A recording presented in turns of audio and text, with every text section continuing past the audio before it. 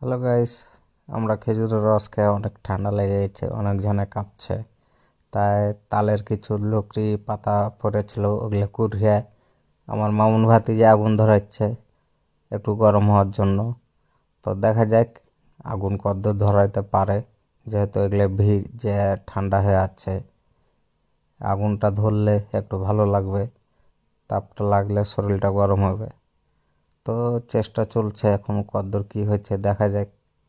আমার মামুন ভাতিজাকেই বেশি ঠান্ডা লাগছে। এখানে সাগর সাগর খুব পরামর্শ দিচ্ছে। আর এই যে তালের গাছ, আশেপাশে খেজুরের গাছ অনেক, আর তালের গাছও আছে। এই যে খেজুরের গাছ দেখেন, এই সাইডে গোটায় খেজুরের গাছে ভর্তি। জুম করে দেখাইলে আপনারা বুঝতে পারবেন গাছের রস লাগা আছে। আর ওখানে সব মোটর সাইকেলে আসছে রস খাত।